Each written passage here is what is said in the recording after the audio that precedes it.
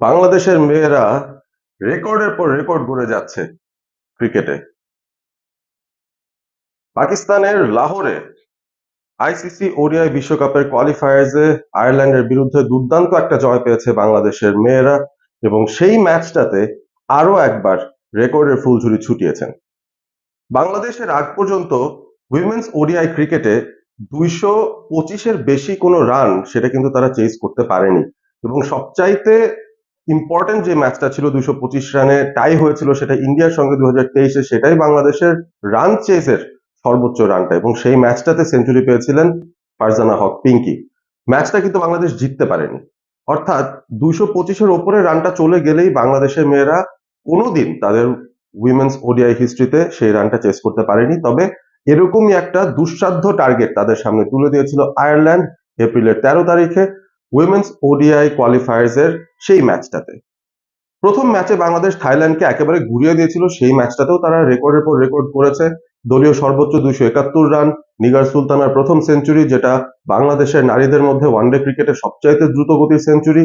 বল হাতে ফাহিমা এবং জান্নাতুল সুমনার দুজন মিলে 5-5-10টা উইকেট তুলে নেওয়া, যেটা উইমেন্স ওডিআই হিস্ট্রির একমাত্র ঘটনা, যেই ম্যাচটাতে দুজন বোলারই 5টা করে উইকেট পেয়ে যান। তো সেই ধরনের অনেকগুলো রেকর্ড হয়েছে বাংলাদেশের পক্ষে।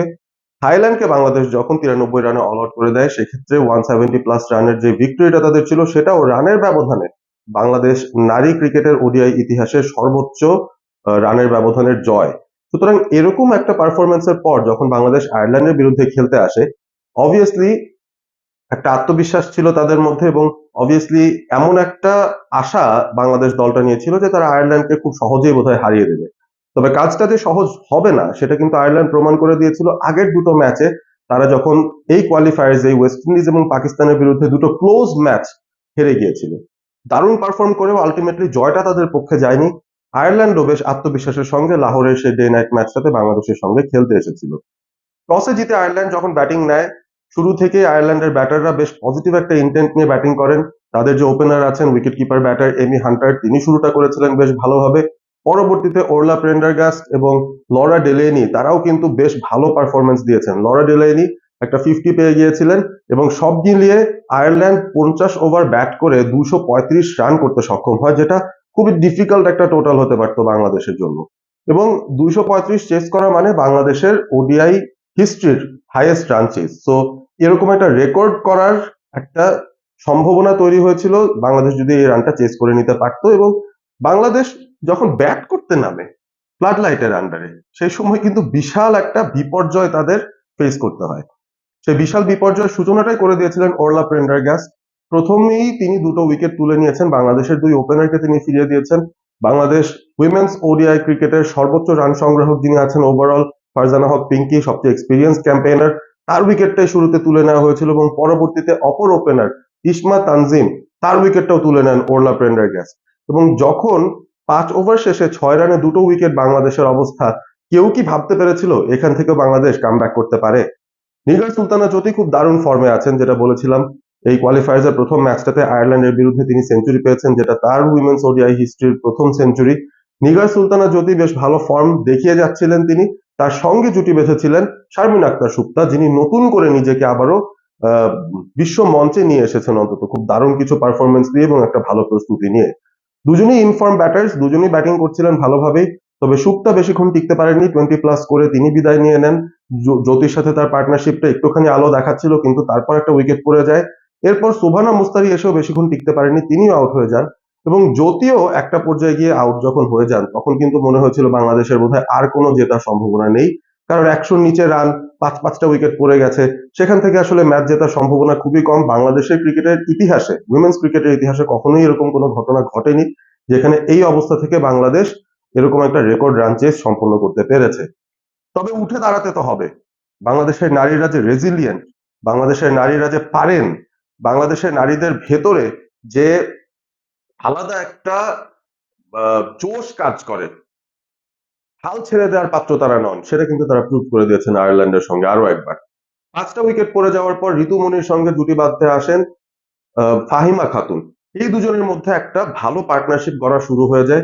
ঋতুমণি, ফাহিমা খাতুন দুজনই বেশ ধীর গতিতে ব্যাট করে যাচ্ছিলেন। উইকেট বাঁচানোর একটা প্রয়াস ছিল এবং শেষ দিক পর্যন্ত ম্যাচটা টেনে নেওয়ার একটা চিন্তা ভাবনা ছিল। ফাহিমা যখন আউট হয়ে যান, এরপর জান্নাতুল সুমনা আসেন। তিনি এসে একটা ইম্পর্টেন্ট ক্যামিও খেলে যান 23 বল থেকে 19 রানের।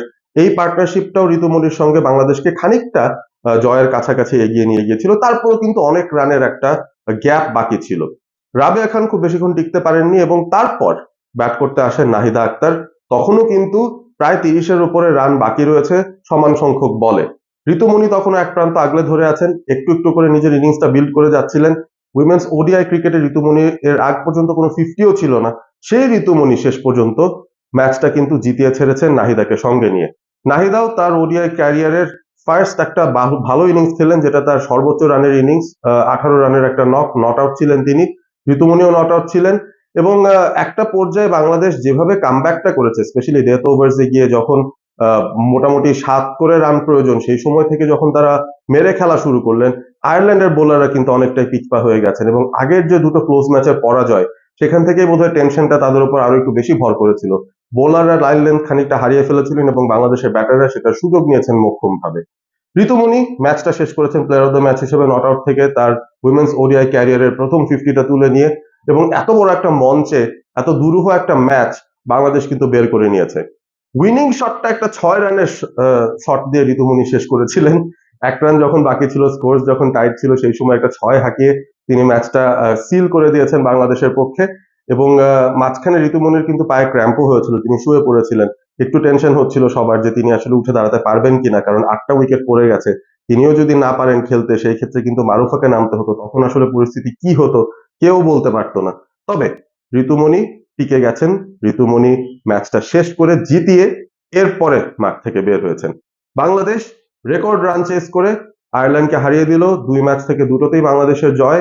পাকিস্তানই একমাত্র দল যারা বাংলাদেশের সঙ্গে প্রত্যেকটা ম্যাচ জিতে জিতে, এই দুটো দলই এখনো পর্যন্ত অপরাজিত রয়েছে। বাদ বাকি দলগুলো কিন্তু অন্তত একটা করে হলেও ম্যাচ হেরেছে। এই ম্যাচ জয়ের মাধ্যমে বাংলাদেশের আমার মনে হয় বিশ্বকাপের মূল পর্বে খেলার যে সুযোগ, সেটা অনেকটাই বেড়ে গেল। এই সেন্সে এরপর তাদের 3টা ম্যাচ বাকি থাকবে।